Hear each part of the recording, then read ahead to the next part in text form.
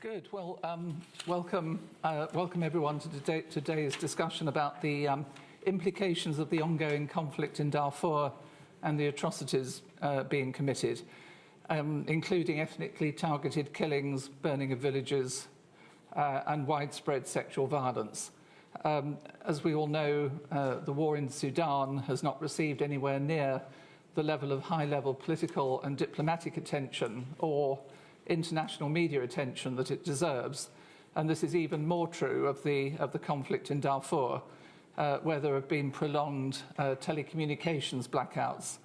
Today is an opportunity to put the spotlight on Darfur and on the Darfuri communities who have suffered so much for so long, and to express solidarity and, of course, condolences to those who have lost loved ones.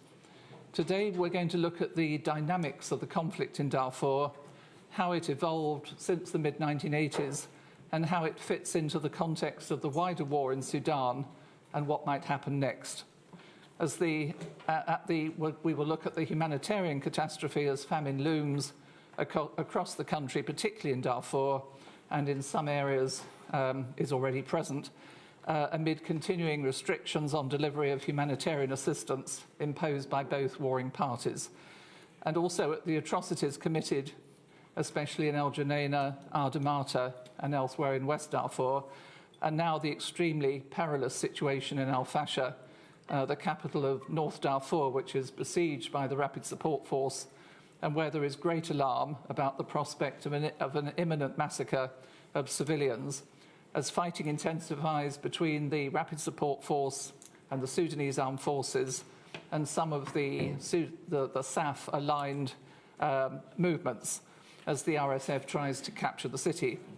The escalation of the conflict, which is happening as we speak, includes burning of villages by the Rapid Support Force, increasing aerial bombing by the Sudanese Air Force, and blocked aid, which could be catastrophic for the civilian population of 1.5 million, including 800,000 displaced people who've moved to El Fasher from other parts of Darfur seeking refuge. It's worth remembering that the Rapid Support Force was created under the auspices of Bashir's intelligence services and trained and deployed by the Sudanese army to conduct its counterinsurgency campaign in Darfur. Hemeti was promoted to be leader of the Rapid Support Force because he was seen as a particularly effective Janjaweed commander, and Burhan was a military intelligence officer in Darfur. In the absence of any accountability for past crimes, we're seeing the same actors and methods being used today. In addition to describing and analysing the situation, we also hope to look at what diplomatic or other levers could be used to avert further mass atrocities and to reach a ceasefire, nationally or perhaps initially at local level, allowing humanitarian access to the starving population, and whether any mechanisms could be put in place to protect civilians, whether more pressure could be put on the warring parties through the threat of further sanctions or very high-level political intervention with their regional backers to get them to use their leverage on the warring parties to urge restraint. The urgency of action, particularly to avert an imminent catastrophe in El Fasher, could not be clearer. I would add briefly, by way of background, that the gravity of the situation in Darfur was highlighted by the All-Party Parliamentary Group for Sudan and South Sudan in its report published in April 2023, which drew attention to the sharp spike in ethnically targeted violence in Darfur following the UN Security Council's decision to withdraw UNAMID, the AU-UN peacekeeping mission, in 2020, which had at least provided a degree of deterrence. And just a few weeks after that happened, the international community watched helplessly as thousands of Masalite civilians were killed in El Geneina, the state capital of West Darfur, by the Rapid Support Force and allied militias, or as they tried to escape just 40 kilometres to the Chad border. In January this year, the Special Prosecutor of the International Criminal Court, Karim Khan, told the Security Council that there are grounds to believe that presently Rome Statute crimes are being committed in Darfur by both the Sudanese Armed Forces and the Rapid Support Forces and affiliated groups. Last November, the Raoul Wallenberg Centre for Human Rights issued an urgent call for action to prevent genocide in Darfur, and in mid-April it released the first independent legal analysis into breaches of the Genocide Convention in Darfur, about which we will hear more shortly. Human Rights Watch has also released a report on ethnic cleansing and crimes against humanity committed against the Masalik people in West Darfur. And other organisations have been documenting violations in Darfur and across Sudan, including the Centre for Information Resilience and the Yale Humanitarian Research Lab that is closely tracking developments in Al-Fasher. So there's no shortage of documentation or of early warning. The problem is lack of early response and effective preventive action. So to discuss all these issues, we have a very distinguished panel with us today, including Kholoud Hair, the Director of Confluence Advisory, who is a very well-known political analyst and commentator. Yona Diamond, who is the Senior Legal Counsel at the Raoul Wallenberg Centre for Human Rights, specialising in atrocity prevention, accountability, and political prisoner advocacy. And Yona has worked with a wide range of human rights organisations, including Oxfam America, the Innocence Project, Human Rights Watch, and the UN International Tribunal for Rwanda. Our third speaker is Abdallah Idris Abu Ghada, who chairs the Darfur Diaspora Association in the UK and has been leading their efforts to bring the Darfur case to the international community's attention. And finally, we hope to have Toby Harwood, the Deputy Humanitarian Coordinator for Sudan, who is leading the UN's humanitarian operations in Darfur from eastern Chad, where there are over 500,000 newly displaced refugees from Darfur, and refugees are still streaming across the border every day. Toby has recently returned from a visit to Al-Fasher. He's worked for the UN for, I think, 25 years, and he started his career in DPKO, the Department for Peacekeeping Operations, before moving across to the humanitarian side, working with UNHCR. This is a hybrid event, which is being live streamed on Zoom. The event is being held on the record this time, so it's not under the Chatham House rule. And before we start, perhaps I could just ask you to put your phones on silent. Once our four speakers have given their introductory presentations, we will open the floor to questions and comments. Those joining on Zoom will be able to use the raised hand function to signal if they would like to contribute to the discussion. Unfortunately, we can't take questions from those joining us on Facebook, and you are welcome to tweet the event using the hashtag #CHAfrica. So I will now invite our panellists to make their introductory remarks for about 8 minutes, starting with Kholoud Hair. We've asked the speakers to observe the time limit fairly strictly so that we can allow plenty of time for questions. So Kholoud, the floor is yours. Thank you, Roz. And good afternoon, everyone. This is obviously a difficult subject for most of us to speak about because it's unfolding before our eyes, and those of us from Sudan are, to some great or lesser degree, very much impacted directly by what happens in Darfur. So I just want to, highlight that at the outset, because I know all of us would be, to some degree, feeling this. I've been asked to frame what's happening in Darfur in sort of the broader context of the Sudanese war, and I'd say that this is something that, of course, so many of us in the room are qualified to do. So I'm very much looking forward to questions. But one thing that I would say is that, the first thing that really sort of comes to my mind is this saying that history doesn't repeat itself, but it often rhymes. And here we are 20 years after the Darfur genocide first time round, and we're very much seeing similar dynamics play out. We're very much seeing the same kind of politics play out. And of course, we know that one of the reasons we are where we are with the conflict in general, and why war broke out on the 15th of April last year, why we had the coup in 2021, is the question of impunity. And it's a question that we never, ever really were able to settle in successive peace and political agreements. And the lack of attention on accountability and impunity has led us to where we are. There is very much an element of the different parties, but in this case, particularly the RSF in Darfur, feeling as if they have a lot of room, effectively, to enact a lot of their atrocities. They've never been held to account in any sort of significant way, and they don't see that there's any move to do that so far. The ICC has not been a deterrent. The ICC works at a very glacial pace, as we know, and so it just hasn't been that robust and immediate response. And that's in many ways driving the political calculus of a lot of different actors in Sudan, both at the senior level, but also on the ground. One thing I would say is that beyond just impunity, there are typologies of violence that are taking place in Sudan that are not linear and that they are not singular.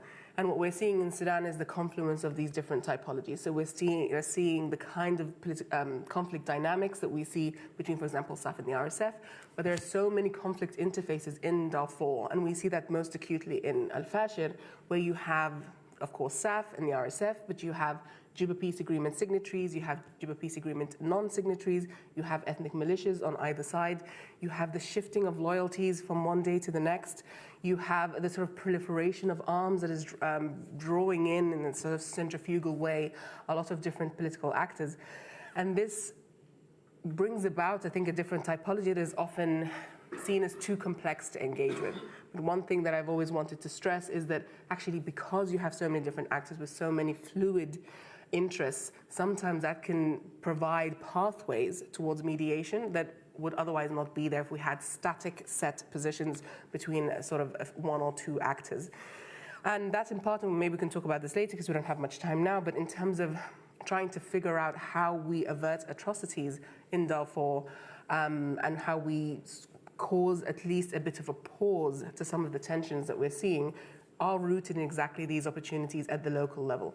And it's worth saying that the myriad different negotiation platforms that we've had, from Jeddah to Manama to Cairo, whether they're back channel talks or very much public, have never really contended with the local realities and the local ceasefire negotiations that have happened on the ground. One thing to note is that you have different political logics and different conflict logics playing out. So some of the attacks that we have seen in different parts of Darfur don't necessarily look like the rest of the country. You have, in particular, and this is, I don't think, is unique to Sudan, but you have this phenomenon where peace agreements drive conflict in a very specific and immediate way. And so you have groups who have been rewarded through peace agreements now trying to seek some kind of score settling under the broader umbrella of the conflict at the national level. And again, the fact that none of these are contended with means that we are not able to grapple with what is driving conflict on the ground. And that is part of the reason why Darfur has seen sort of the lion's share of the fighting in and across Sudan. I just want to briefly touch on what a win in Al-Fashir would mean for both sides. Right now, Al-Fashir is sort of the last stand, if you want to put it that way. It is the last Darfuri capital that is not under RSF control. There are very grim predictions about what would happen if a full-out battle, an all-out battle was to take place. To my mind, there's a drip-drab approach to this attack for a reason, and that reason is that you can... let's say the RSF can pretend at, engaging with negotiations, can pretend at engaging with different mediators to try and find a resolution, but really they're making not very incremental gains on a daily basis. This morning we heard that they took over the power stations, and so they're making gains as we go. So a win for the RSF is not just about Al-Fashir, it's about securing supply lines from Libya, particularly related to fuel. It's about being able to shore up that western border and to be able to bring in weapons as well as recruits from across the Sahel. And for SAF, it would be a way for them to try to get to Jenin and figure out, to some degree, a way to stop the cross-border arms that have been coming in.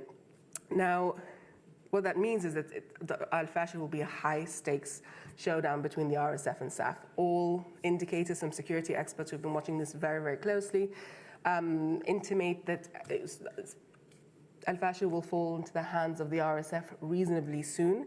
But the question is, what does that mean for the civilian population? This is not about, a military win either way. We know this war will not be settled militarily. So the question really I think we need to be asking is, what is the future of atrocity prevention or atrocity mitigation in Darfur? That needs to be central to all of our considerations around how we engage with Darfur. I don't think we should get stuck into the sort of the battlefield lines and who's winning what, where, and when. I don't think that's very helpful.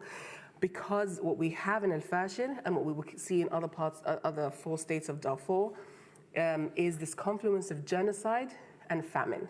And we know from the UN, from a report that they have not published, that 90% of those who are experiencing famine are going to be experiencing famine will be in RSF-held areas. In particular, Niala, Jineina, and Al-Fashir will be acutely hit by famine.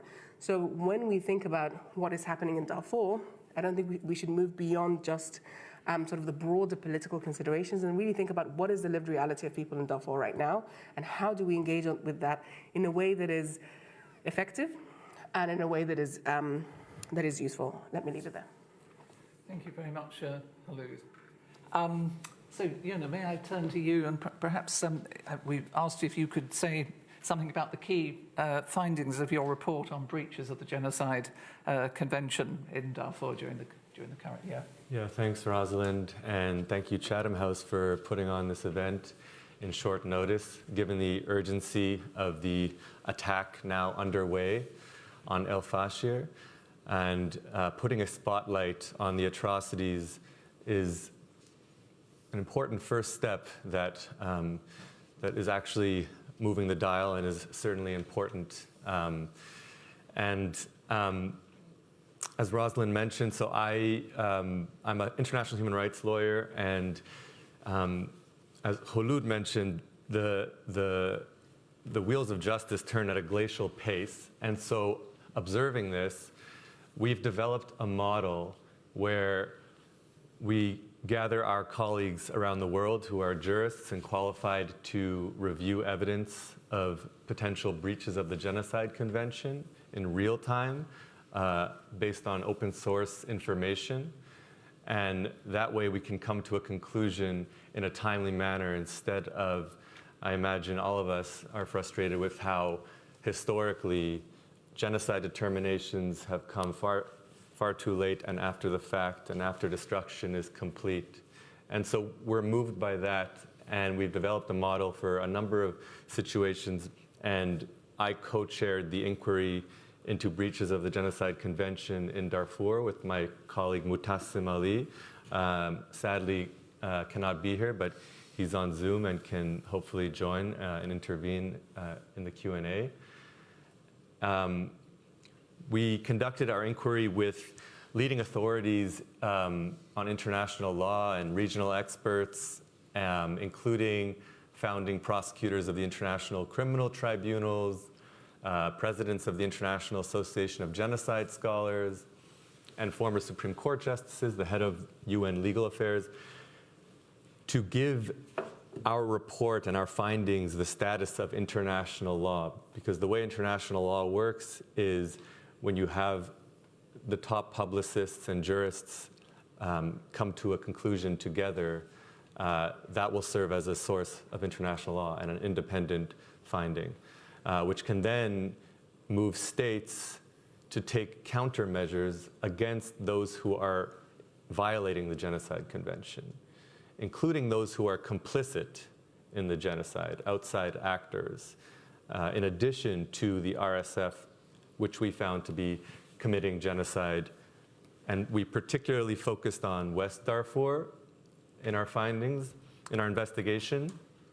But we see the same dynamics playing out throughout the RSF's attacks.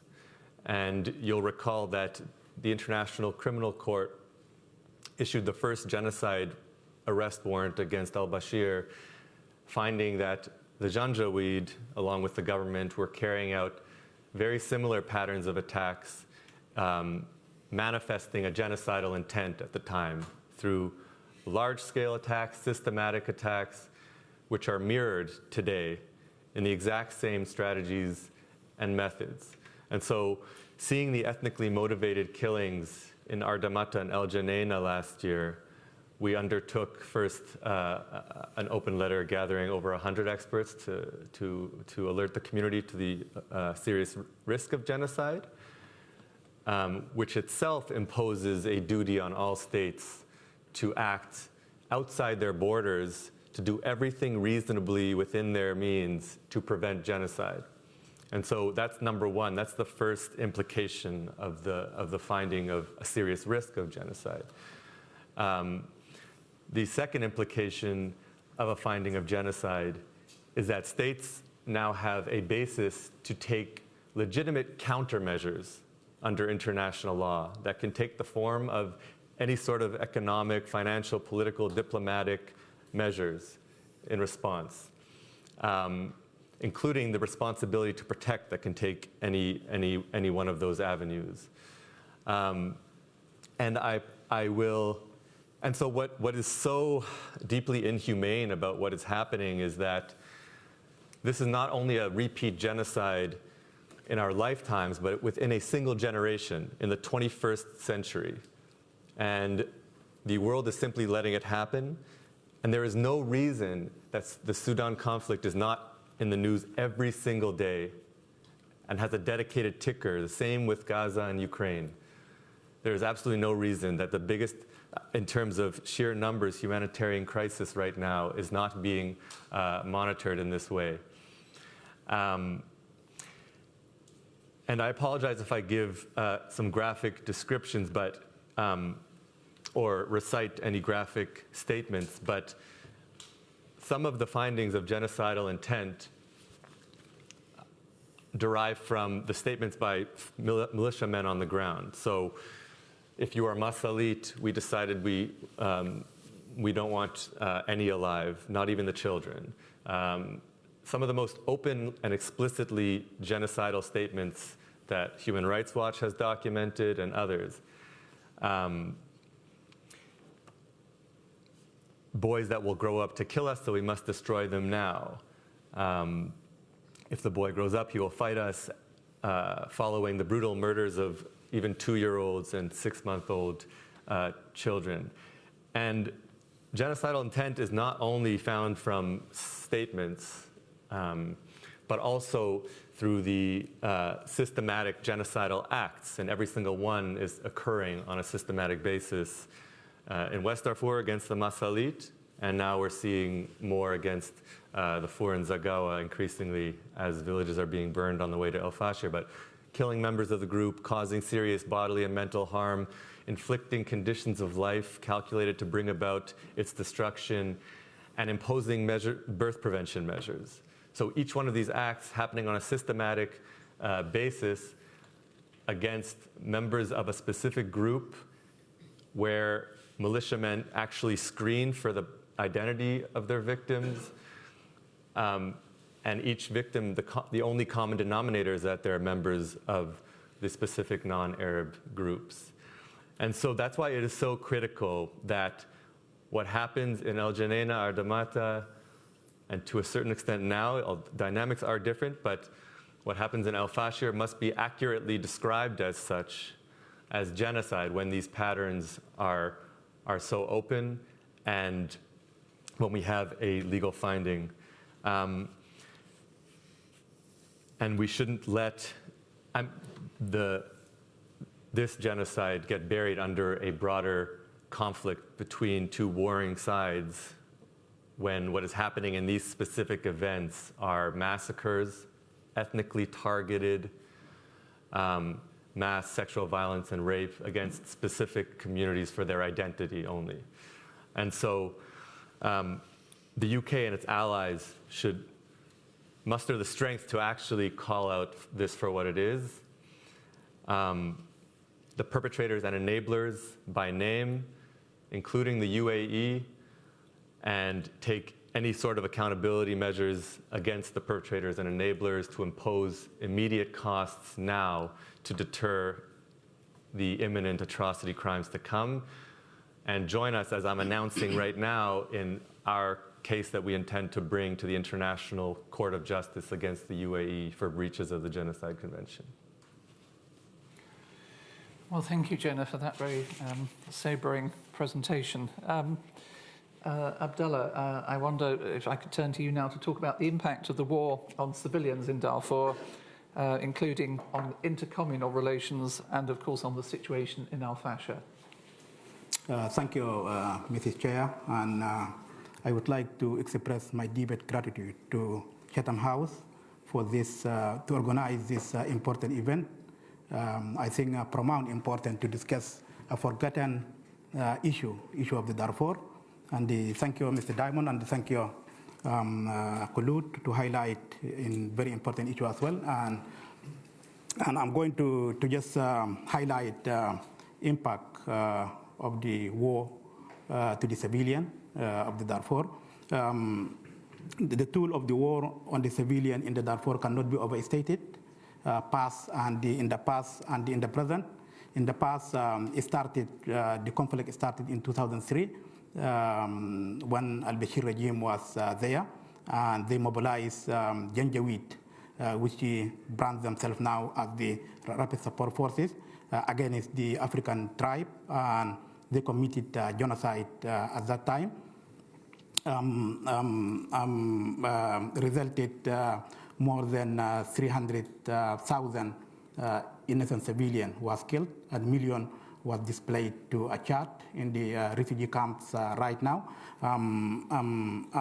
All kinds of the crime have been committed, from war crime to the crime against humanity, looting, raping, sexual offense,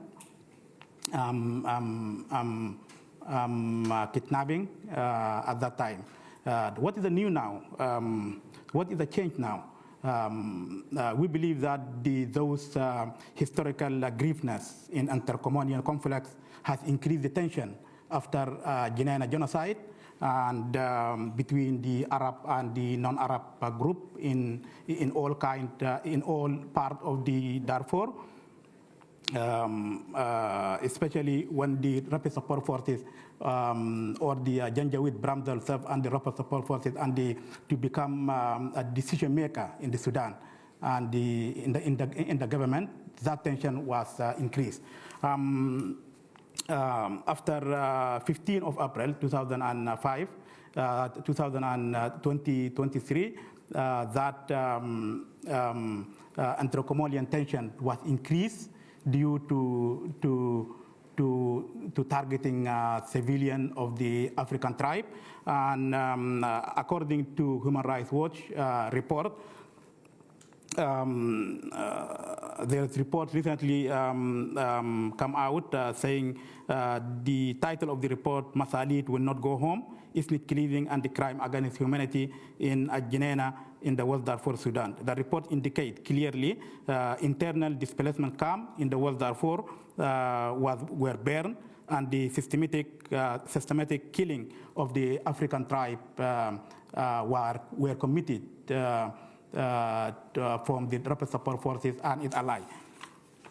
And in regard to this, spokesman for the UN High Commission for the Human Rights, I copy his word. He said, "We are extremely alarmed by the report that the Rapid Support Forces and its ally, Arab militia, killed hundreds of the ethnic Masalit civilians."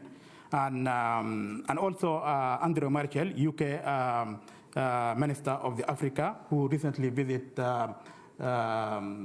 Darfur camp in the Eastern Chad, said, I'm copying his word, this has all the hallmark of the ethnic cleansing.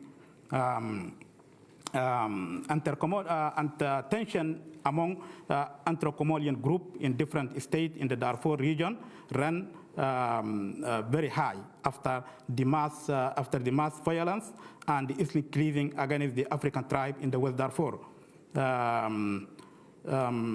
In the West, therefore, Darfur Diaspora Association, which I lead, DDA, is very worrying about the same situation could be happen in Al-Fasher if the Rapid Support Forces control the city. Actually, Al-Fasher is the home of the million 1 million people, half of them displaced from other part of the Darfur due to the war. And the RSF mobilized its force around the city and besieged the city for a couple of months before launching a heavy attack on the last Friday. There was a heavy attack from the rapid support forces to the city. Friday, Saturday, Sunday, Monday, Tuesday, and Wednesday. Today is there is no clashes today. But despite the rapid support forces attack the city, despite the U.S. especially envoy call for the RSF to end the siege and the urging the SAF and its ally fighters to respect international humanitarian law and to protect the civilian. The attack on the city resulted dozen civilian casualties, including deaths and injuries. The situation got worse, with a report indicating that the harm to the civilian due to cross-fighting between the war parties. Civilians are suffering severe from the short of the supply, including medical supply and the food. In addition to the sense of insecurity, psychological and the emotional effect, including the children, suffering a lot today, even today. I was speaking to the deputy doctor of the doctor of the South Hospital in Al Fashir just today. They confirmed that 63 civilians was lost their life due to the cross-cutting fire, and 250 injured just in one hospital. This is the South Hospital in Al Fashir. RSF was determined to control the city on Friday, which was the heaviest attack there, but failed to do so. Our monitor on the ground conduct a brief survey. Our people put the question in Arabic and in the local dialogue that what is going to be the risk if the RSF control the city. 100%, shockingly, 100% said they are going to happen the same scenario that happened in the Jenena. So in Al Fashir is 90% of the non-Arab and the African tribes there, and the Janjaweed, they are trying to commit the same atrocity that happened in Jenena. This is not my word, the word of the people on the ground according to the survey.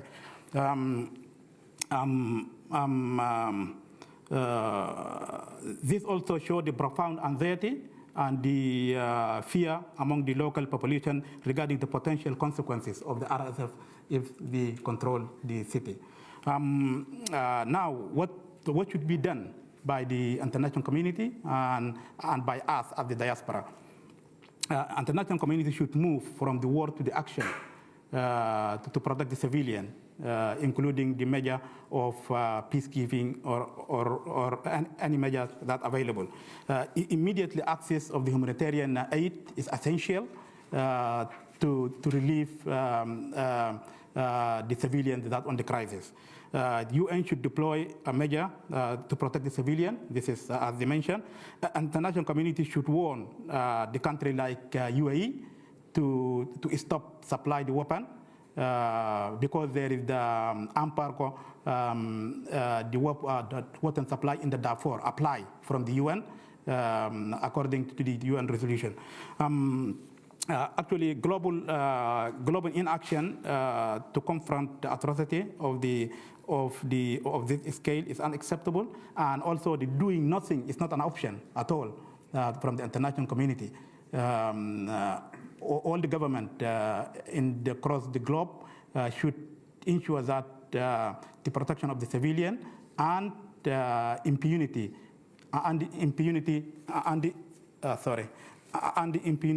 should be applied there instead of the encouraging RSF to hold the meeting with them. Thank you very much.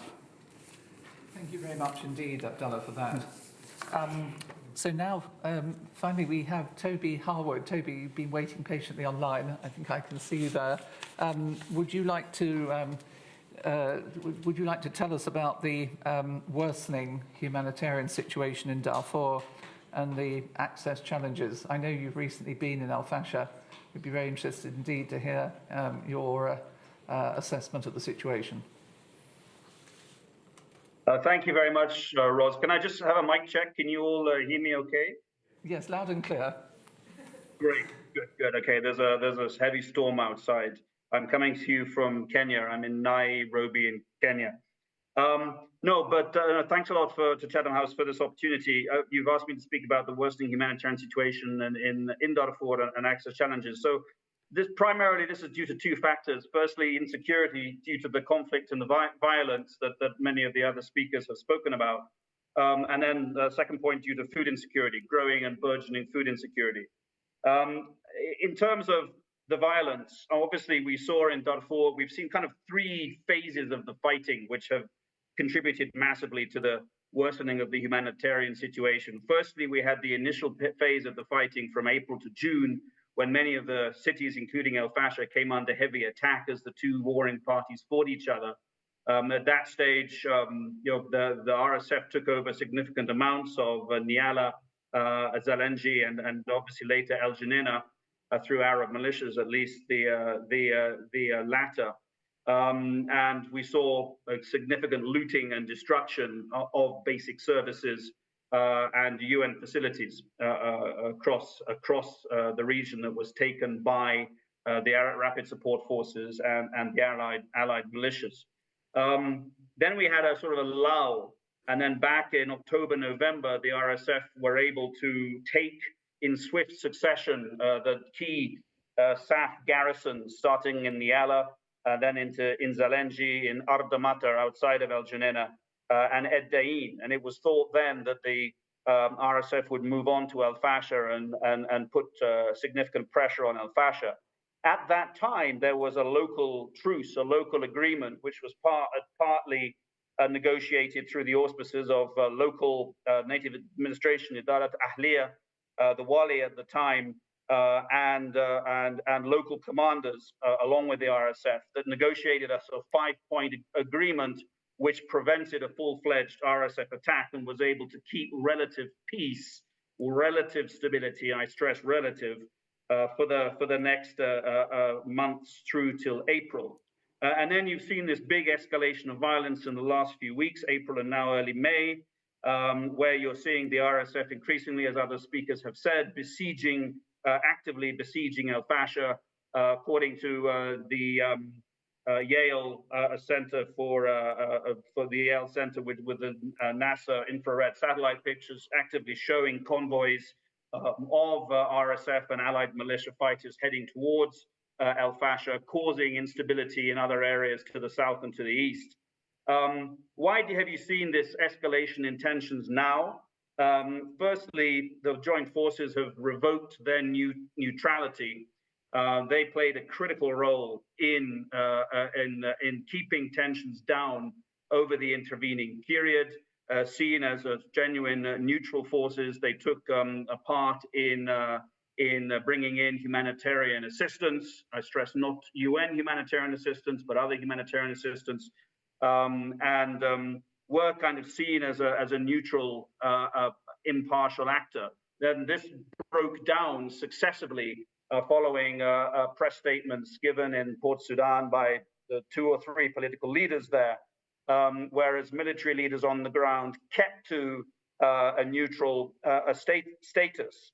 But unfortunately, during the Eid al-Fitr holiday, due to a number of factors, I think, RSF losses in Omdurman and parts of the east, military setbacks from the RSF, increasing tensions within, increasing concerns of the RSF, the needing for a military victory, as well as the joint forces. I think probably pressure on the joint forces to renounce their neutrality led to a revocation of their neutrality. At the same time, this was partly as a result of the RSF increasing their siege on Al Fasher, particularly taking control of the routes to the north, particularly Melit. This is a major trade route that goes up to Libya, and it's also a humanitarian aid route up to Adibba and across to Port Sudan, and a route across to Tina. So that led very much to increased tensions. I have to say, I'm afraid that the control of aid routes and humanitarian assistance actually contributed to the escalation in the situation over the last week, after the government of Sudan revoked a note verbal which allowed UN and other humanitarian actors cross-border operations from Chad into Darfur, and attempted to control all aid movements into RSF territory. This was when the RSF responded by taking control of the aid routes and eventually the town of Melit, just to the north of Al Fasher.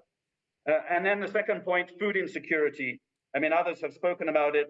I mean, what we've seen because of the fighting, we've seen, first of all, the ruination of the planting and the agricultural season last year, led to significantly reduced amounts of crops. Winter season also has been significantly adversely affected by the conflict. And then you've seen a lack of humanitarian aid getting in to Darfur, both cross-line from Port Sudan, and secondly cross-border from Chad. And this has obviously significantly decreased the amounts of food, both locally grown and brought in by agencies and INGOs. So, I mean, again, moving to the second part on access challenges, because this is very much linked. When the government of Sudan revoked permission for the UN to bring in, and for humanitarian actors to bring in aid from Chad, that completely stopped certainly the UN's ability to bring in aid. The government then partially reversed itself and gave us access through Tina into Darfur, and confirmed a northern route from Port Sudan, very important, from Port Sudan across Atbara, Adibba, through Melit into El Fasher. But unfortunately, despite that, it's been very difficult to get trucks into Darfur using these two routes provided by the government. They also provided us with another access route through Adre, but they limited that to 60 trucks. So while we were fairly easily able to put the 60 trucks along the Adre corridor into RSF-controlled areas of Darfur, because of the availability of trucks, because of the availability of contracts with trucking companies, because of the availability of tarmac roads linking El Geneina with Zelenji and Titi with Niala, we're able to get aid quite quickly through there. But the routes that the government gave us are much, much harder, more remote, longer, don't have tarmac roads, take a longer turnover time, and indeed, because of the insecurity around El Fasher, have rendered those very difficult. And with the oncoming rainy season will also mean that they will be, our ability to put aid through those government-approved routes will be further hindered. Unfortunately, I have to say, also our ability to get trucks through or from the Port Sudan route has also been hindered by both insecurity and continuing bureaucratic impediments put in place by aspects or elements of the government of Sudan. So this all comes in the context of very, very concerning reports. We've all seen the IPC report from December. This is the Integrated Food Security Phase Classification Report, which puts 5.3 million people in Darfur in both IPC3, that's crisis food insecurity, and emergency food insecurity, 5.3 million people in 15 localities of Darfur in this status.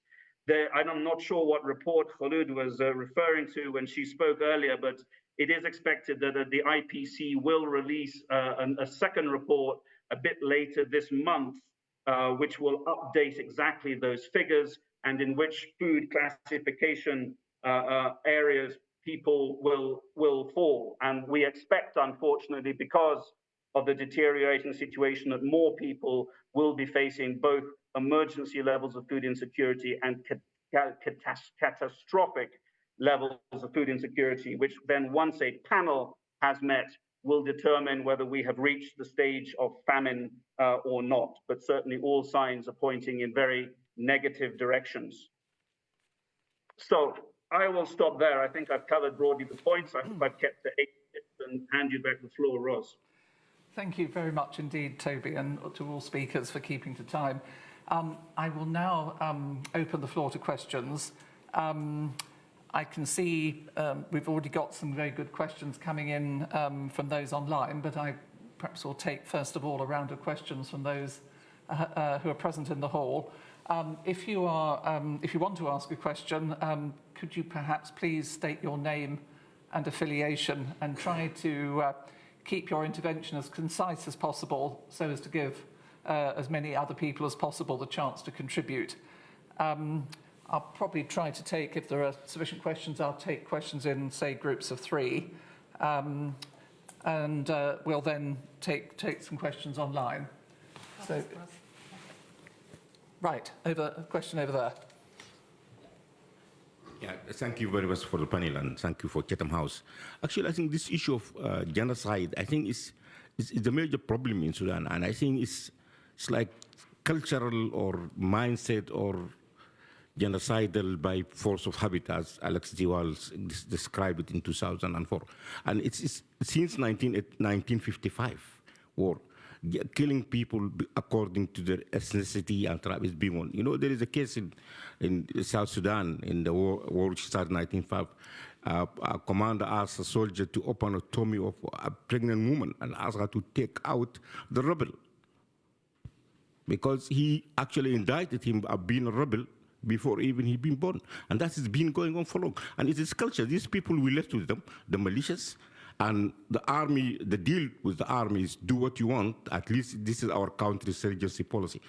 I think we need to address this. And I think the issue, if you look at Burhan and others now, what they talk about war, they never show remorse. They never even feel sorry for the Sudanese people. They're only asking people to go and kill and fight. I think this is have to be addressed. I don't know how, but this is the issue have to be addressed. It is not going to be eliminated easily. Thank you, Hafiz. Sorry. Yes. Yeah, thank you, Alan Nicol. I'm really curious to know if we're on the precipice of an enormously serious genocide event. If El Fasher falls, where is the African Union in all of this, and why is it so quiet? Thank you very much. Yes, please. Thank you. According of speaker, especially of human rights, and indicated clearly what's going on in Al Fashir is going to be genocide. And then I think people is not died of, of only of genocide, but of bullet of UAE. And then, so what is the action or international action, especially UK and USA, to take and prevent not happen again genocide in Al Fashir? This is, if you see the sign, same things happen in Genena will be happening in Al Fashir. So what's a step of action has been taken to prevent that? Thank you. Thank you very much. I think I could take, there was one, I think, gentleman over there, was it? No? Has anyone else got their hand up? No. Yes, there. Thank you. Thank you very much. Samuel Allen, King's College London. I was just going to ask, you mentioned UAE and arms being traded. I was going to ask, what about other countries around the world? How are other countries involved in this conflict? Thank you. Right, thank you very much for those questions. So we had a question about, we had a comment on the approach to genocide that had been going on since 1955. We had a question about why the what is the AU doing about this? Why it's been so quiet? What action could the UK and the US take? And a question about what other sort of countries are involved in arms supplies. I don't necessarily expect all the panel to comment on this, but would anybody like to lead off? Khulud, would you like to tackle any of those points? Sure. Hafiz, totally agree with you. This is a tale as old as time is in Sudan, and I think it will be the work of all of our lifetimes to figure out how to mitigate this tendency within the Sudanese state. I think one thing about this war that we haven't seen in other conflicts is that it is the capital that was hit first and hit hardest, and that has led to more people across the different social and political divides experiencing what state violence looks like. Previously, all the wars were compartmentalized specifically to keep people in the center very much inoculated against state violence. And since we saw sort of iterative moves by the state to control, for example, protesters, the floodgates have opened when we started seeing massacres in the center, but now we see all-out war.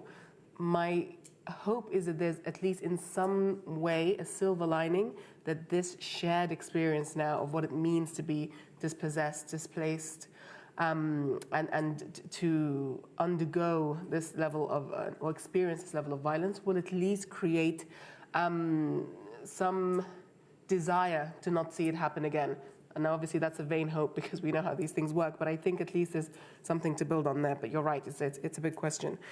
The question on the AU, I mean, perennial question, several reasons. One, the AU has elections, so it's not really focused on these issues. It has appointed an AU panel led by the Ghanaian diplomat Mohammed Ibn Chambas, but they don't really know how to engage on this. The leadership we saw 20-something years ago from IGAD and the AU is completely absent right now. They've become more of a stumbling block to progress rather than a means to facilitate it or creation of pathways. And I, for one, don't have any hope that they will be in a position to do anything. I think they should be partnered with, mostly so they don't stand in the way, but I don't think the answers lie there. And I think any talk of African solutions for African problems completely neglects that this is not an African problem.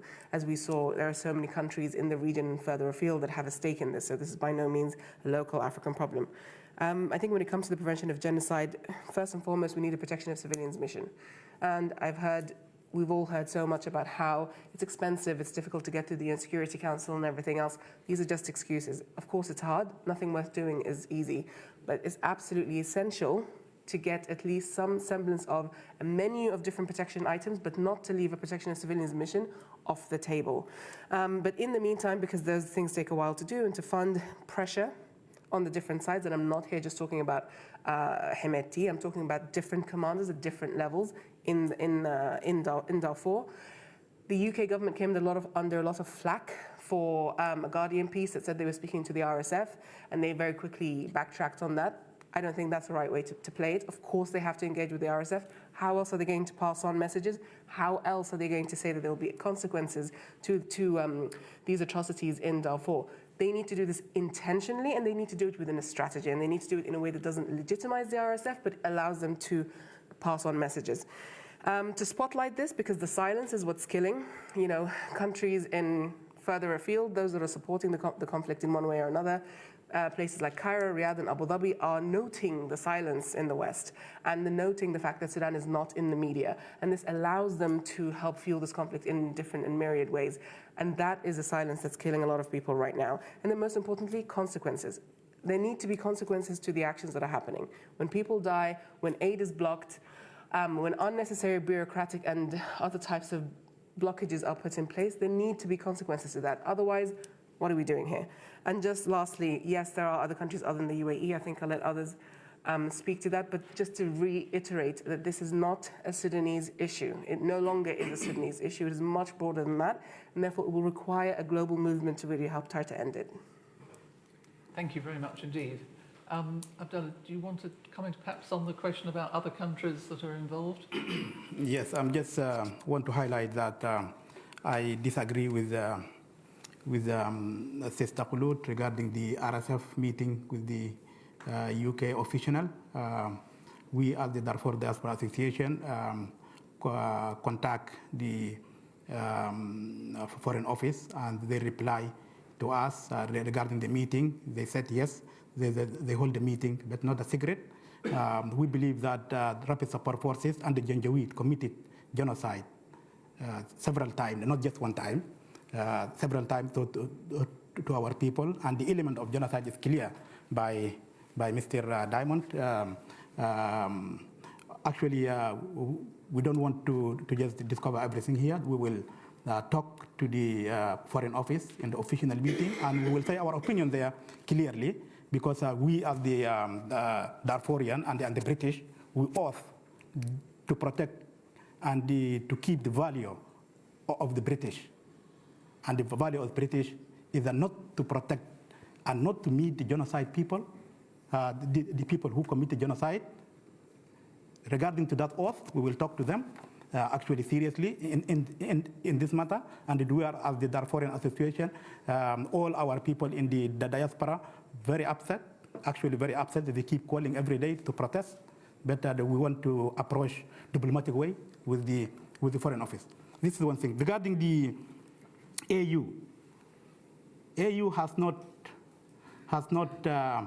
got any tools to make his own decision. I'm not going to talk about politics here. I'm the human rights defense, but African problem should be solved by the African people. This should be clear, this one.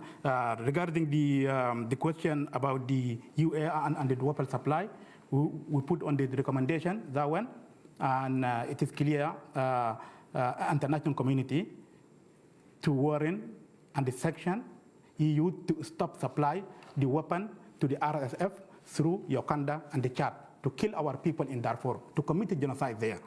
Have to be clear this. And every country that in the middle to protect that in the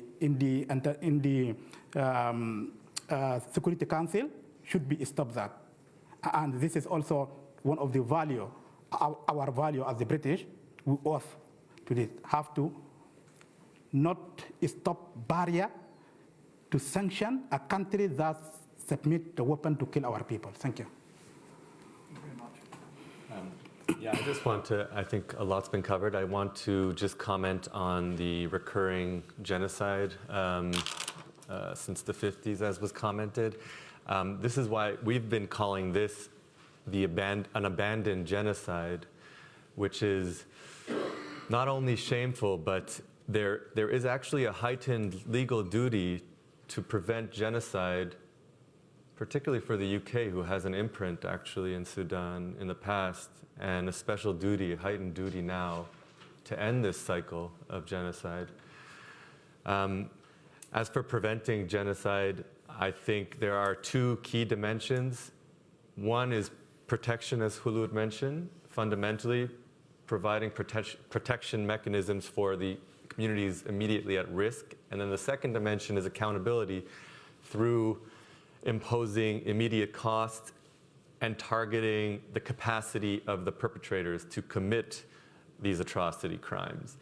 And so that can play out in any number of ways, including in imposing targeted sanctions against the entities that are fueling the RSF and the SAF to a lesser extent, and naming it, calling it what it is, using this language of genocide and implementing that atrocity prevention lens, and working behind the scenes, but also publicly to put pressure on the UAE in particular. And as to other countries that are involved, our report also finds the CAR, Chad, Libya, and Russia via the Wagner Group for providing, geographic, military, and economic assistance, although the real influence lies with the UAE, and so that is where the focus should be. Thank you very much. I'm just going to take a few of the questions now online. Anthony Neal, I can see that you've asked, you've got a very good question. Would you like to ask your question live? Ahmed, can we unmute? Hi, yes, hopefully you can hear me. So this is Anthony Neal from the Sudan INGO Forum. I'm just noting Khalud's point in terms of the famine and the likely impact of that, particularly in areas controlled by RSF and what we've seen from the kind of SAF-controlled authorities in Port Sudan of an active denial of access to RSF-controlled areas. I was wondering if the current position of the UN, which is to largely state that they need the consent of the authorities in Port Sudan to be able to move aid into areas of Darfur, legitimizes a authority that has generally not facilitated aid access to its civilian population, whether that undermines the neutrality of the response, and given the criticality of the situation, whether we need a different legal interpretation to be able to facilitate access into Darfur. Thank you. Thank you very much. Now I see Nicholas Coughlin, you've got a question as well. Would you like to ask your question live?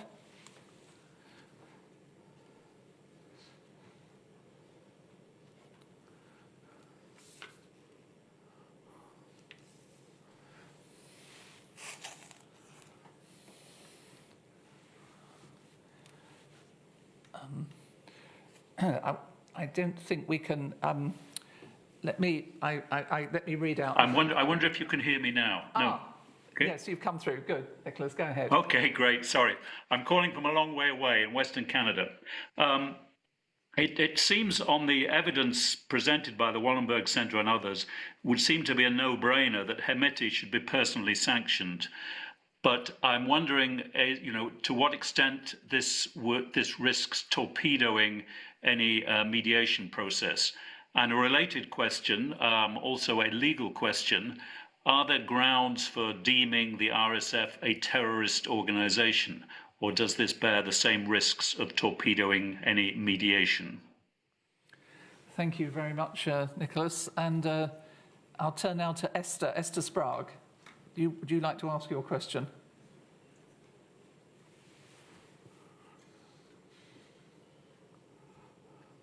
Can you hear me? Yes, we can. All right, thank you. I just wanted to ask Mr. Diamond to repeat his announcement.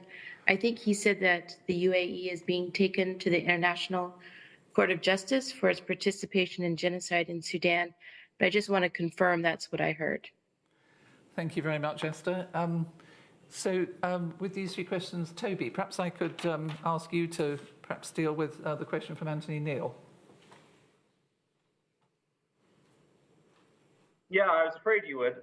That's fine. Anthony's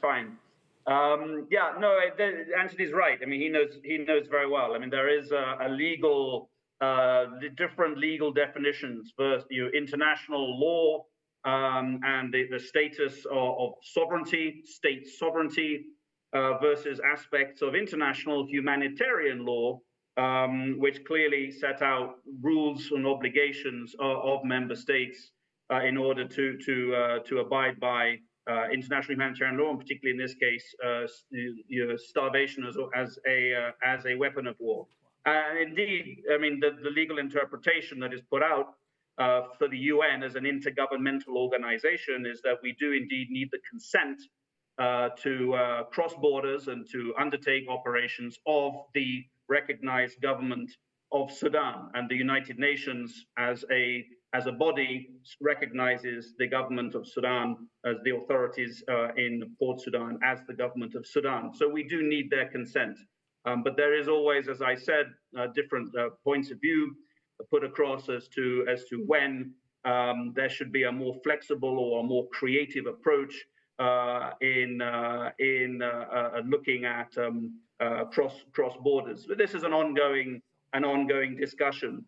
And we hope very much that we will have the consent of the government of Sudan to enable us to respond in a timely manner and get to all areas of where there are vulnerable populations, people on the brink of famine. We need to get there. We need to improve our advocacy to ensure that we have the consent of the government to get there. I'll stop there. Over. Okay, thank you very much. Toby. Halu, did you want to follow up on that particular point? Yeah, just briefly. I mean, one thing is I disagree strenuously with Toby.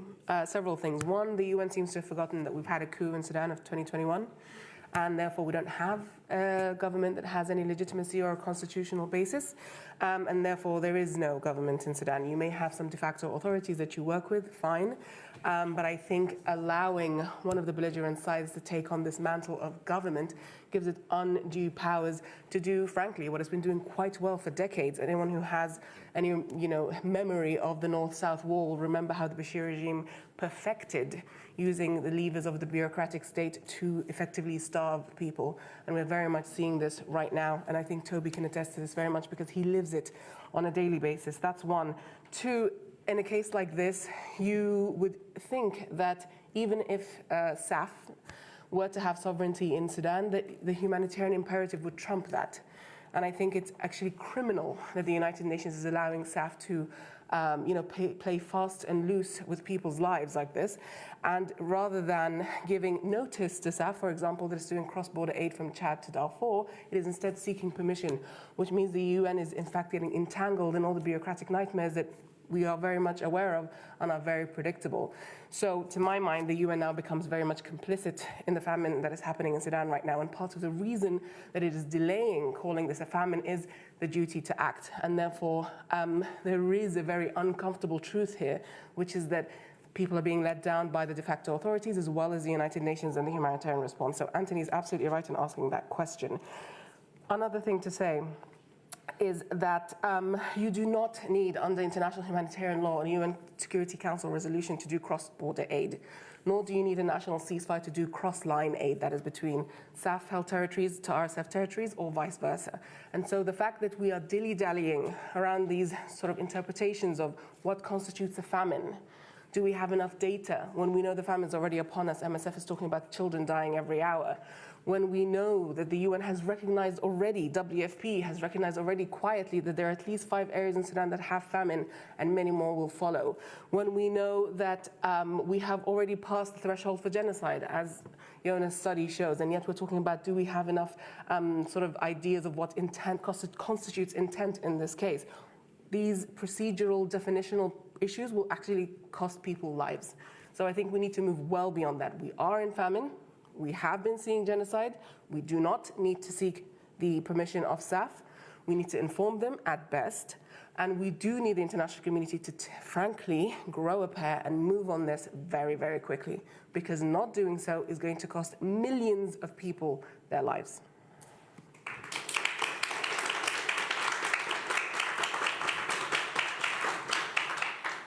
Thank you, Halud, for that very strong statement. On the question from Nicholas Coughlin about whether Hemeti should be personally sanctioned, or would such a step torpedo prospects for any successful mediation process and thus be counterproductive? And should Western governments deem the Rapid Support Force as a terrorist organisation, or does that carry the same risk? I was going to ask perhaps if Mutassim Ali, if he's online, might like to comment, but before that, Abdullah, do you want to say anything on that particular question? Yeah, actually, regarding the terrorist organization, RSF, there is clear evidence that from the report of the Human Rights Watch and from the UN High Commissioner, Amnesty International, all the organization, humanitarian organization, that they agree with RSF committed genocide, committing ethnic cleansing, committing war crime against humanity, committed all kind of the crime, looting, kidnapping, sexual assaulting, and everything. This should be a terrorist organization, and we also raised in our letter in the October 2023 when we did a protest in front of the 10 Downing Street. In our letter, clearly mentions that the UK government should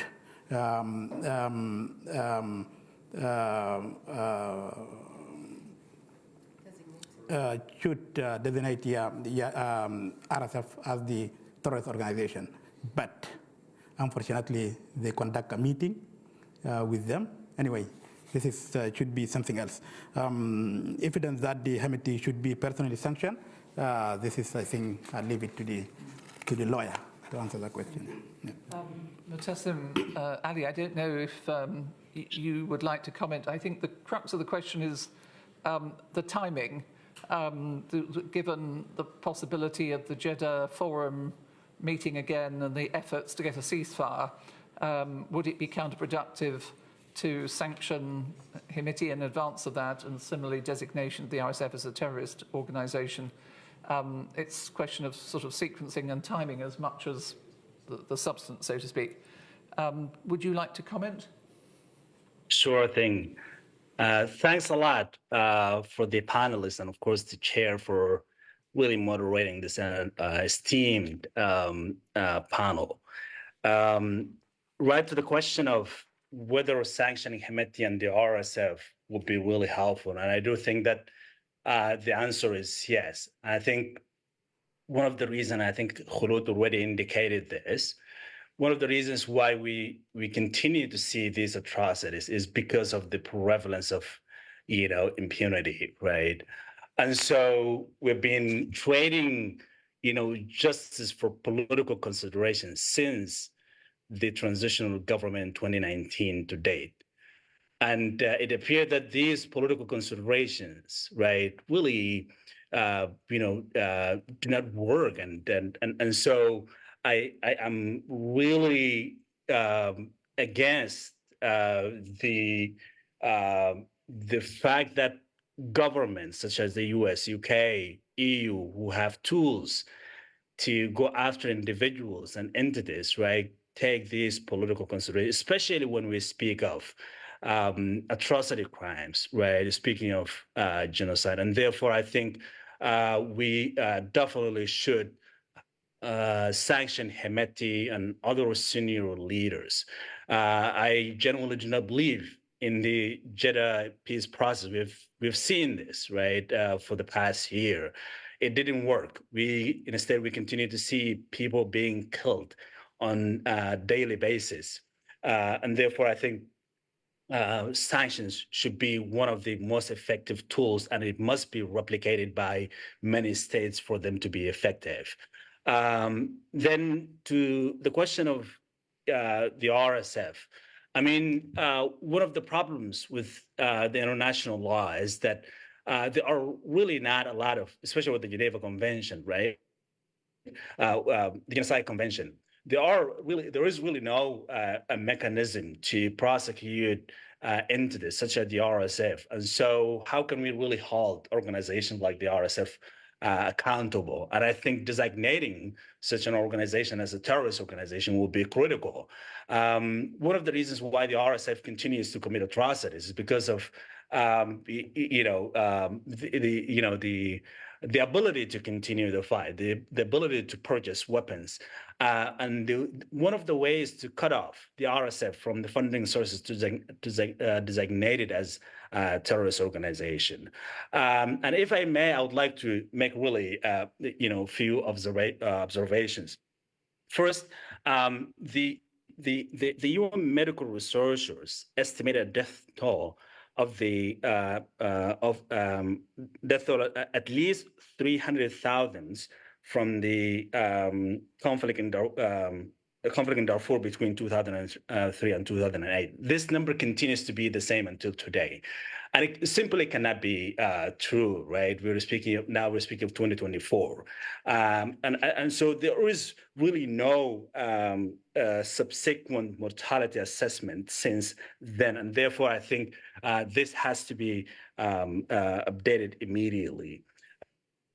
And I'll explain in a bit why. Second, we continue to hear from UN officials, right, until today, that since the April 15, 2023, that 15,000 people have been killed in Sudan.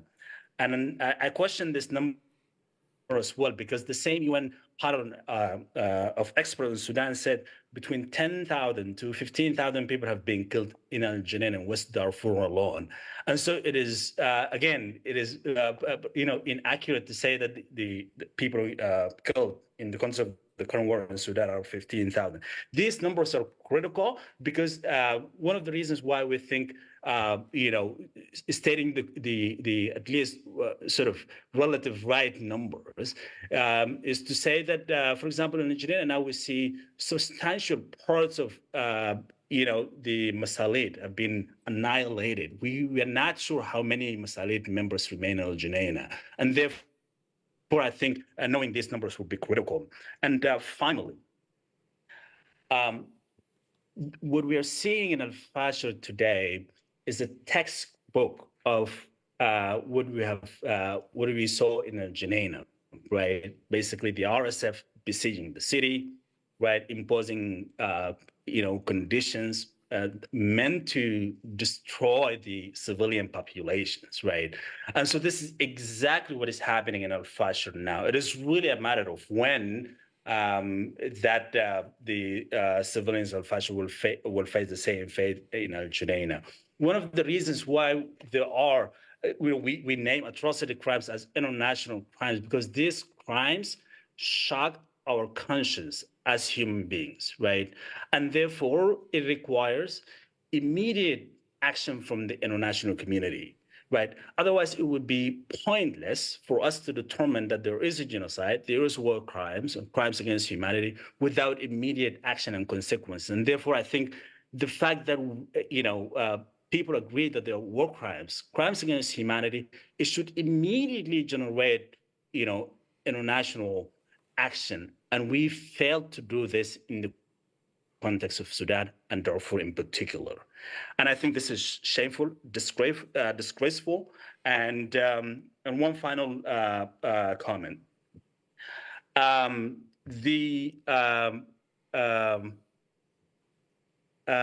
People speak of risk of atrocities in Al-Fashir.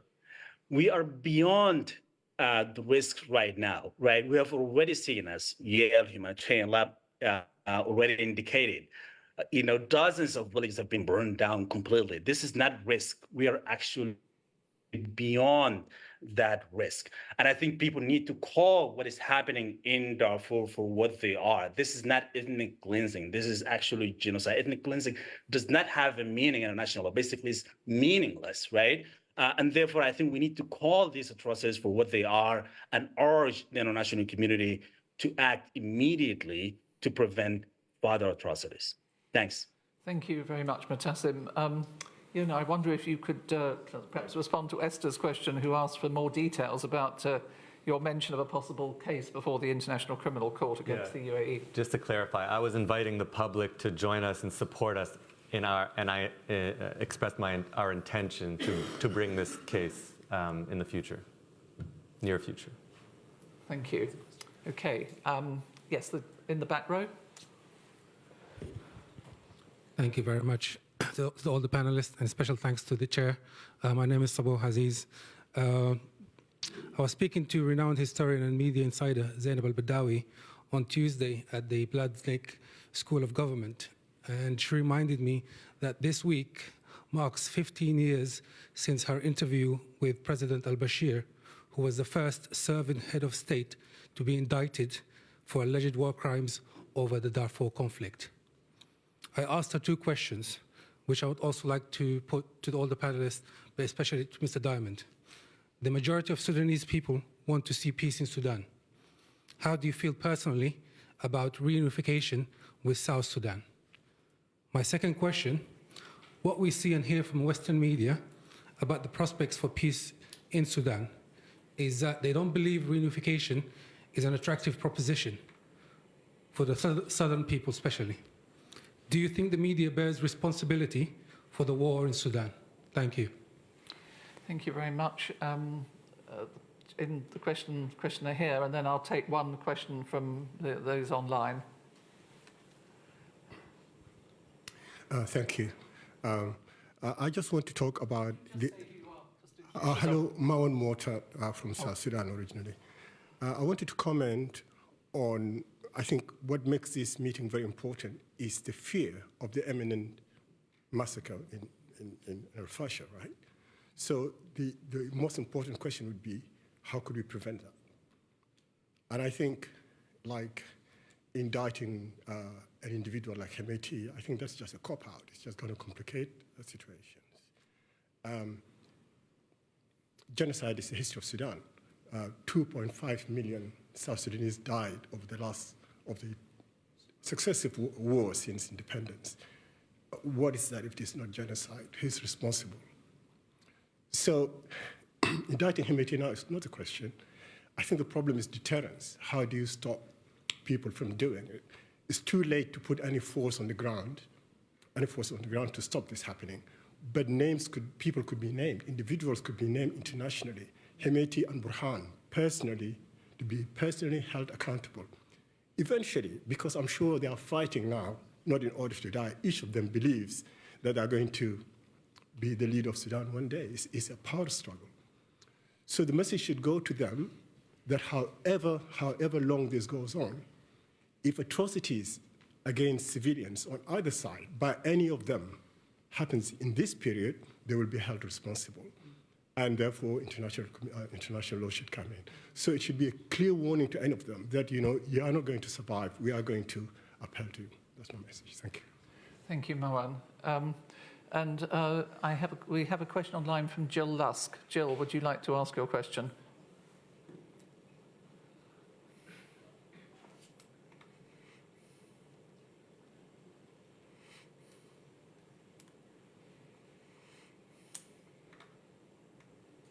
Right. I think Khulud has sort of already answered my question before I ask it, because I agree with what she said in her last intervention. But it seems to me that it's absolutely critical that, yes, the RSF is clearly responsible for genocide or ethnic cleansing in Darfur. There's no doubt about that. But the SAF, the Sudan Armed Forces, the people behind that are the Islamists of the previous regime. And this is exactly what they want to happen. They want the UAE to be blamed, and particularly they want Hemeti and what is seen as an ethnic gang to be blamed. There is the great danger that by condemning only one side, it legitimizes the other side. And this is actually what the Islamists who want to return to power are seeking. I mean, this is what's driving this, actually. So it seems crucial to me that as Moan just said, you might have to look at both sides if you're talking about sanctions or any kind of action, any kind of decisive action. Thank you. I think we perhaps have, if there's one more question, this will have to be the last one over here. Yeah, the moment it's a bit early to say, but the deterrent and the lack of accountability and so on. Okay, so my name is Aziz Noor, and what I wanted to say was the accountability and the impunity and the deterrence. Even if these people were named and brought to account almost, if we have something like what's happening now at the ICC, which is this squeaky clean way of doing it, where the defendant has to have all his rights and so on. At the moment, the court is held up with one trial from the 2020 to 2004 Misali Kosheb, where they can't produce witnesses, I believe, because of the so-called government in Sudan won't let them get these witnesses. So if we carry on in this way, 20 years, one person, even if anybody's called to account today, they won't worry. It's not going to happen. Okay, thank you. Well, I think we'll let the panelists have a final, perhaps make their final comments, and Toby will also come back to you for a final comment if you wish. Halu, can we start? Let's start the other way around. Okay, Abdallah, let's start with you at your end. Okay, I'm just going to ask to answer before the last question regarding the RSF and SAF. Both of them are responsible for the crime. To be honest, I'm here. I'm not a politician. I'm not going to talk about the politics. The genocide happened. You just ignore it, and the weapon cross the borders. Although there is an impact of the on the weapon in Darfur, you just ignore it. I'm talking about something I think more important. All the NGO organizations condemn RSF to commit genocide against the Masalit in Guinea. This is clear, true. Now, and also, in 2003, from 2003 until the resolution of the Sudan in December 2019, al-Bashir, Abdurrahim Mohammed Hussein, and the Ali Harun and the Kosheb were responsible for the genocide that committed, and until now they are free.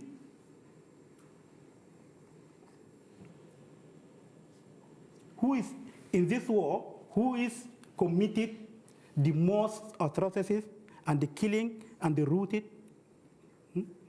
in Sudan? RSF is clear. It is clear. Yes, there is some atrocities committed by the South, by the bombing to the civilian. But who's got the intention to kill the African people? That's the question here. Who is intentionally kill the African people? Who is intentionally committed genocide to the people? All the NGO blame RSF to do so. But the politicians try to manipulate the thing out. That is true. That I'm going to talk about it. Killing the people and the bloodshed compromise with the gold is not an option to us, to the Darfur Diaspora Association. No compromise bloodshed to the goal or the bloodshed to the interest of the countries. RSF is responsible for all the crimes that happen, and we condemn any meeting that conduct with the RSF. And we condemn. We are calling for RSF to be terrorist organization. This is my question, my answer. Thank you.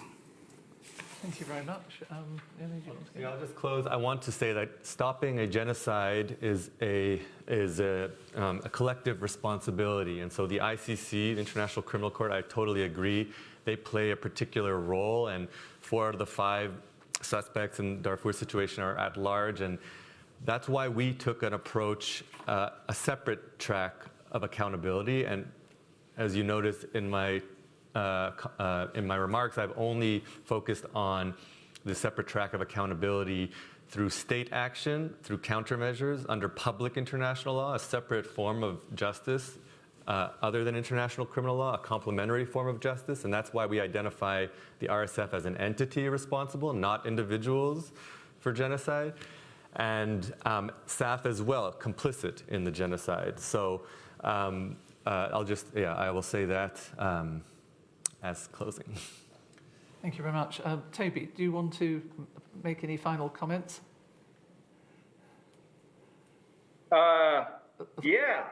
No, I'm happy to. I noticed a couple of humanitarian-focused questions in the chat, so let me respond a bit to Margie on her issue on local civil society actors. I mean, it's absolutely clear. Well, her question here is looking at how local civil society actors have been the main humanitarian responders over the last year, and how can we be more flexible and creative in supporting their local efforts. 100% fully agree with you. The absolute heroes of this very, very gruesome, bad year, extremely bad year for Sudan, Darfur and Sudan as a whole, have been the local actors, the emergency response rooms, other local civil society organizations that have been, running things, everything from soup kitchens and other basic humanitarian responses. They have done a heroic job, and they deserve much, much, much more support from the international community. I think the humanitarian system the wheels are moving, again, slowly, perhaps not as glacial as some of the other mechanisms we've spoken about this evening, but there is a definite shift towards getting more funding and more support to some of these local humanitarian responders. We've spoken, I know USAID is taking a lead in this, and Norwegian Refugee Council too, alongside the UN-supported Sudan Humanitarian Fund. And it's absolutely essential that more support be given to these local responders. I mean, the situation in Darfur or in Al Fasher we've spoken about now. I mean, the UN is in very close contact with these local responders on the ground. We wish we could support them more. I wish personally we could be physically there on the ground with them. But it is shifting, and certainly a huge kudos, a big shout out to those local organizations who have been the heroes of the humanitarian system over the last year. Other than that, I see former senior UN official Peter Schuman talking about what Khulud called the non-action of the UN bureaucracy and the SG in particular. Yeah, you might say that, and I might personally agree 100% with Khulud's remarks myself, but I don't want to be, like Peter Schuman, a former senior UN official, at least not now. So no, big thanks for this opportunity, and very much appreciate the opportunity to participate in this and fully support everything that has been said this evening. Thank you. Ross, back to you. Thank you very much, Toby. Before turning to Khulud for the final word, I just wanted to perhaps pick up on the point that the international community has failed over many years to actually do anything to ensure that former President Bashir, Ahmed Haroun and Abdul Rahim Mohammed Hussein were arrested. And indeed, we know that these individuals are now being protected within the SAF-controlled area of Sudan. Also, just sort of picking up on Jill's point, I mean, it is important still to recall that while the RSF are responsible for what is happening at the moment on the ground, they were created by the Bashir regime and trained by the SAF to operate in exactly the way that they're doing at the moment. So I think, and of course, we're working hand in hand with the SAF until very recently. So I think one just needs to look at both sides of this. I also agree with the point that that we really do need a protection of civilians mission. So I think although despite what we know about the divisions in the Security Council and how difficult this would be, I think this is it's important to look at what options nevertheless might exist. And in terms of immediate deterrence, whether anything more can be done at a very high political level to put pressure on those regional actors who have influence on the RSF to exercise restraint. But Khulud, would you like to make any final comments? Yeah, just briefly. I mean, the question on South Sudan, none of us are from South Sudan, so we can't really say whether they'd be interested in joining, but I don't think that what is happening in Sudan is particularly attractive to anyone right now. Marwan is saying no, so I think that's a pretty, I think that's probably pretty representative. I think the trouble isn't how do we bring South Sudan back. I think the trouble is how do we stop other regions from seceding. Exactly, and that's exactly, and that's the fight for today, right? How do we A, keep the Sudanese state from disintegrating altogether as a state, and B, how do we keep Sudan as a people, as a sha'b, together and not to fragment further? I think that's the topic for today and for the foreseeable future. When it comes to prevention of genocide, it's a key question because I think we can all see this happening in real time. We're literally seeing this build on a daily basis. And speaking to people who work on atrocities prevention, literally the row behind you, Mortat, speak to those people, by the way. They're brilliant and they are very much trying to push the UK government and other governments to act before it's too late. You know, one thing that it comes out very clearly is that sometimes when a genocide is happening, governments don't recognize that a genocide is happening. And they only figure this out when it's way too late. I think Kate from Protection Approaches just there mentioned the case of Srebrenica and how it took forever for people to recognize that a genocide had happened. I think we're at that moment now. And I would think that given how many genocides, frankly, that even we have lived through, we should be much better able, and states should be much better able to recognize when a genocide is happening and therefore actually act. Just, I think on the last, and just related to that, I should say, you know, people in positions of power, people in the halls of Whitehall, need to pick up the phone and they need to speak to world leaders and make sure that this is on the top 3 priorities in every phone call that is made. That is how you make sure that people in Abu Dhabi, people in Riyadh, and people in Cairo, as well as other places, recognize that you are serious. The silence in Whitehall, the silence in Brussels, and the silence in DC is creating a huge vacuum that is being filled by all sorts of nefarious actors, state actors and otherwise. So there is a responsibility there, and actually there's a very simple and immediate way to at least trying to get ahead of this. One last thing, and I don't want to pick on Toby too much, so forgive me, Toby.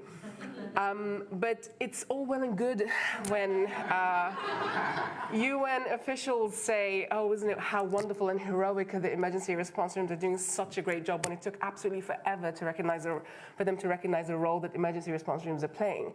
And, for goodness sake, recognizing them for what they're doing is just the first step. They need to be funded, and urgently. If there is a bureaucratic impediment with the UN system, it is up to the UN to fix that. Secondly, partnership. This is not about making emergency response rooms NGOs that are effectively implementers on the ground. This is about making them partners, so they make decisions about how money is coming in, where it is being spent, what the priorities are. And this is exactly from what the ERs are saying. And lastly, protection. Recognizing that these people are humanitarian actors means they need to be afforded the protection of humanitarian actors. They are not. We are hearing on a daily basis that they're being targeted, they're being disappeared, and they're being killed. For the UN to really and truly and sincerely recognize that these are the people at the front line, they owe them that much. They owe them partnership, they owe them protection, and they owe them much greater financing than is currently happening. I was just in Uganda and hearing this straight from the horse's mouth, straight from ERRs. So wonderful that everyone gets to feel all nice and warm and lovely about supporting local actors, but that support needs to be way better articulated and immediately improved and made much more concrete. Thank you.